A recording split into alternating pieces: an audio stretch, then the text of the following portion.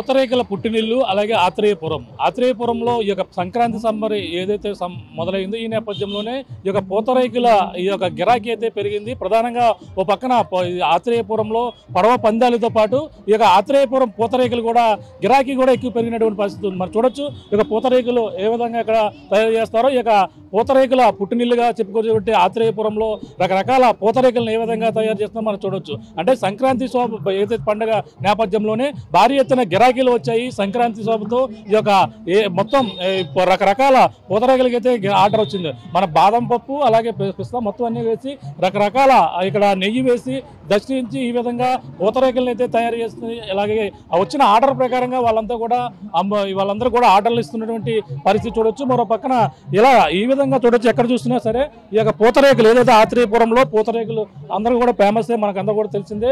ఈ నేపథ్యంలోనే వీటికైతే గిరాకీ పెరిగింది. ఇక్కడ పూతరేకుల్ని ఏ విధంగా మొత్తం బిజీగా ఈ రోజంతా పూతరేకులను అయితే అమ్ముతున్నటువంటి పరిస్థితి ఉంది. ఇక్కడ పూతరేకులు ఎన్ని రకాలు ఉన్నాయి మాట్లాడే ప్రయత్నం చేద్దాం. చెప్పండి, ఈరోజు సంక్రాంతి ఈ నేపథ్యంలోనే ఎలా ఉన్నాయి పూతరేకుల గిరాకీ? బాగుంది సార్. బయట నుండి హైదరాబాద్ నుంచి బయట నుంచి చాలా మంది వస్తున్నారు. బాగా మాకు ఇక్కడ పందాలతో పాటు ఇక్కడ పూతరేకులు కూడా బాగా సేల్ వెళ్తాయి మాకండి. అందరూ వచ్చి స్వీట్గా వచ్చి ఒక ఇంట్లో తయారు చేసిన స్వీట్ టైప్లో ఉంటుందండి మన దగ్గర, తీసుకుని పట్టుకెళ్తారు అందరూ. పూతరేకులు ఉంటాం 15 రకాలు ఉన్నాయి సార్.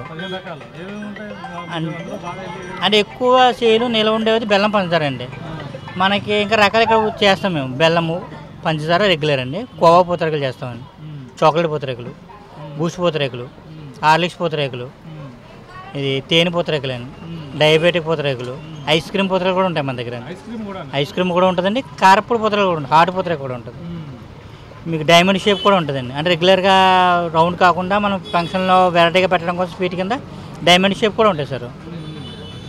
మీకు ఎక్స్పోర్ట్ కూడా అవుతాయి సార్. ఎక్స్పోర్ట్ అవుతాయి.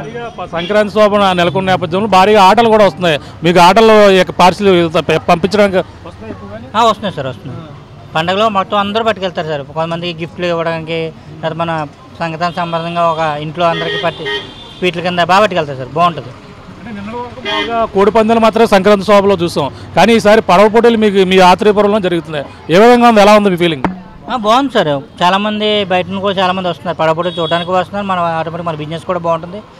ఇది లాస్ట్ ఇయర్ అంతా లేదు, ఇప్పుడు బాగా చేస్తున్నారు. ఏర్పాట్లు కూడా బాగా చేస్తున్నారండి. బాగుందండి, బాగుంది. అంటే దానివల్ల వచ్చిన వాళ్ళు కూడా తీసుకోవడం బాగా చేస్తున్నారు, బాగా జరుగుతుంది. గతంలో బంగారం పూతరేకులు కూడా మీ ఆత్రేయపురంలో తయారు చేసిన పరిస్థితి ఉంది.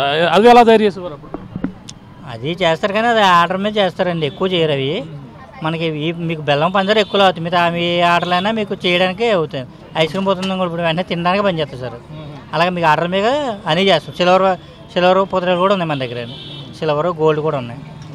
అంటే సంక్రాంతి గురించి ఎంతమంది అదనంగా మీరు పెంచడం జరిగింది మొత్తం అందరూ? అంటే మీరు ఎప్పుడు పనిచేసే వాళ్ళన్నారా, కొత్తగా పండగ కోసం ప్రత్యేకంగా ఇక్కడ టీం పెంచడం జరిగింది మీరు?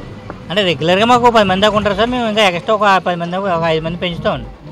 అంటే సరిపోదండి. ఈరోజు కొంచెం పండగలో మొత్తం బయట నుండి ప్రతి ఊరు నుండి ప్రతి ఇంటికి వస్తారు వాళ్ళు. జనం కొంచెం ఎక్కువ వస్తారు కానీ కొంచెం మనకి స్టాక్ సరిపోదు, పెంచుతామండి జనం.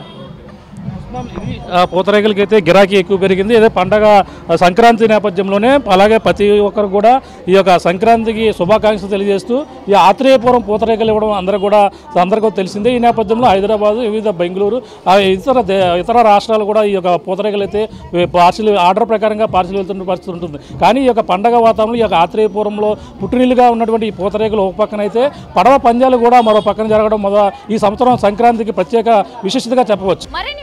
ఛానల్ ని సబ్స్క్రైబ్ చేయండి. లేటెస్ట్ అప్డేట్స్ కోసం వాట్సాప్ ఛానల్ ని ఫాలో అవ్వండి. ఆ లింక్ డిస్క్రిప్షన్ లో ఉంది.